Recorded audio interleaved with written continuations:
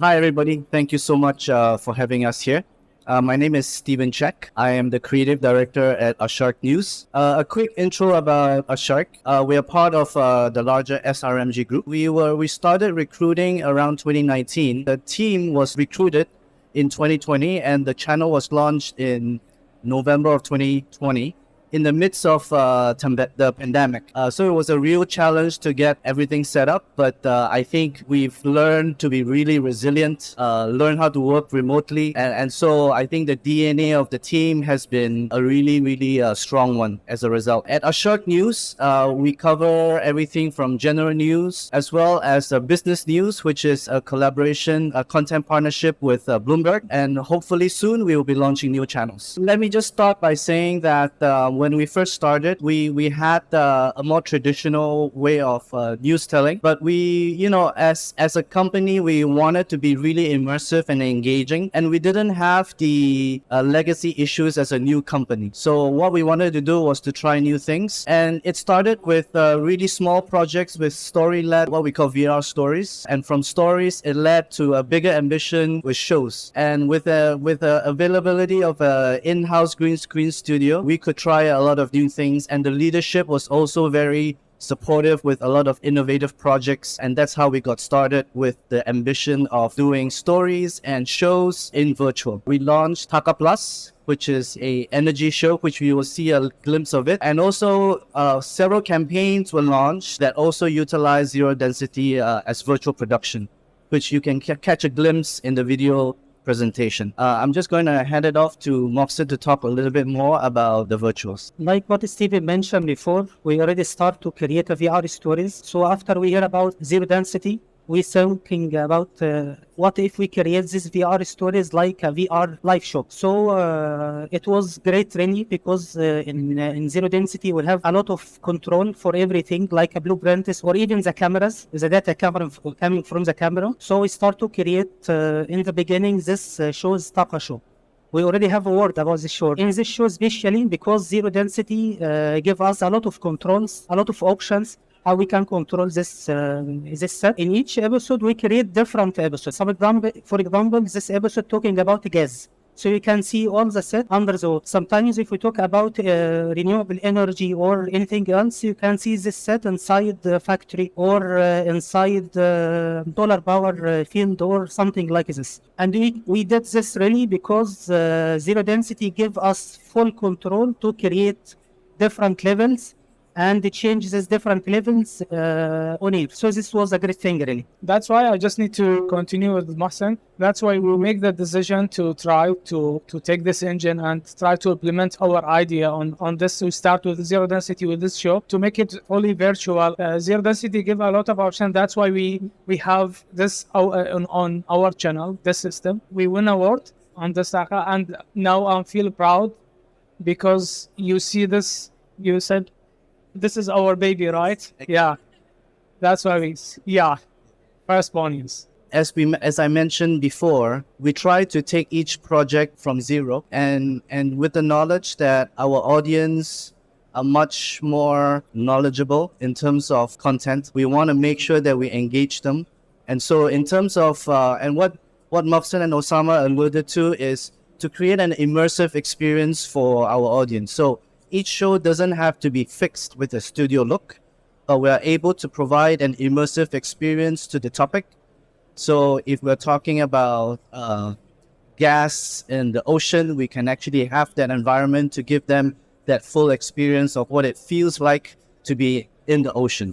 We have on our channel, we have 3 studios and we have 1 green studio. That's why we use this technology on this studio. And we implemented on even our physical studios just to have, you can see this on the video we have already the show reel. We integrate this with the physical studio and we create environment. I think this new technique to have a new storytelling stories. When we talk about the US election, we have everything inside the set and inside the White House, something like that. That's why it is very important and make the audience different storytelling technique. We have 2 cameras. We have a full green studio. We have inside this set, this studio, two engines with two different camera. One using a type tracking system, and another one is using Red Spy tracking system. Inside this, we can create the full VR set with green chroma set. But from a while, we think about something else. What if we create an extension studio? Because we have already a big studio news. So we start to using zero density inside this news studio, but we don't have a green area inside the studio. So we used it like an extension studio. From here, we create everything. Like if the show is talking about World Cup, we already put the studio inside a stadium. If we talk about, for example, like in USA and China visit, we create everything from the China trade and USA trade and everything between these stories inside the set. So you can see the shipment, all the movement, everything inside the studio in real time. And from this, we start to think something else. What if we create a AR scenarios in zero density? Because we're already using it just in VR sets. So we start to using in AR, and like what I said before, still give us more controls and it's too easy really to create everything. And even if you create AR inside zero density, you can see the reflections from the sets and the presenter on the AR, so it will be more real. I want to thank you, zero density.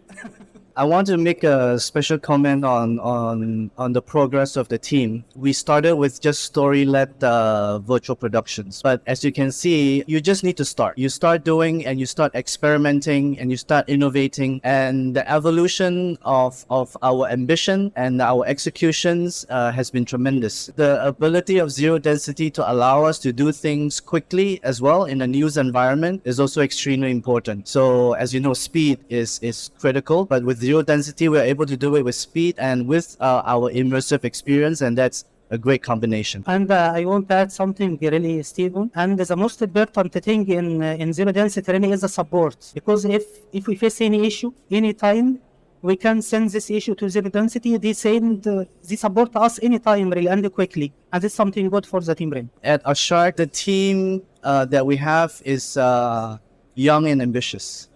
And so they're always trying to push for new things. And we appreciate that very much because we also want to push ourselves. The reason why we keep doing more and more is because the demand is more and more. Because, immersive experience is the key. And a lot of our colleagues want that. They want to create that experience for the story and for the audience. And with regards to the audience, we know that a lot of our audiences are also young, and so they've been exposed to multiple types of content, the gaming experience as well, lots of digital social media content. So we want to be able to speak to them on the same level. So news doesn't have to be boring. News can be interesting, and we try to deliver that. To companies that want to start, I would say first that you need to hire the right people, not just with skill sets, but with mindsets as well. A mindset that is open to new ideas, because technology is always changing. You need to make sure you are able to keep up as well. You need to know why you're doing it. And if you know why you're doing it, then and you have the skill set, you can change according to the technology. And also, I think it's very important to make sure that as an organization, you are all aligned as to what we're trying to achieve and why we're trying to do that. Because it's a endeavor that utilizes every aspect of the production pipeline, from the editorial team that writes the stories, to the directors that will direct physical cameras, to the virtual cameras, and all the supporting staff like that needs to do it. Like, for example, our engineering team, which we work so closely together with, and we're so appreciative of their work. So it needs to be synergized effort across the organization. My advice, when anyone wants to start in something, first they need to start in virtual, because virtual is the future now. And if anyone wants to start in something, first think about what the show needs, what you want to create. Because sometimes if you want to create a lot of things, it will not be held before the show. Don't create. Just create what the show is needing. Create everything is editable and controllable. If you want to create any object, create this object with control, so everyone can use it after you. When you hire someone, you need to hire the right people, and the people that have this passion to learn the new. Because every day we have new technologies, new stuff to learn. If you don't have this passion, you cannot move forward for this one. First, learning is depending on the person, not how many hours or days or something. So if has ambition to work in VR broadcasting and this part, he can go and work fastly. And if anyone has knowledge with Unreal or any kind from broadcast, he can work in virtual, no problem with. I would say that we are very focused on providing content that engages our audience. So we're very single-minded with that, and that is agnostic to the technology. Right now, it's a virtual production, but if we keep focused on why we're doing what we're doing, we can evolve with the technology. And I think that at Asharq, we strive to do that for now on the news channel. But who knows what is for us in the future. I think from my part, it's also very important that we engage talents, keep them motivated, keep them excited about the work they're doing as well, because excitement in their work shows through the work, and that's really important. It's an ecosystem of passion.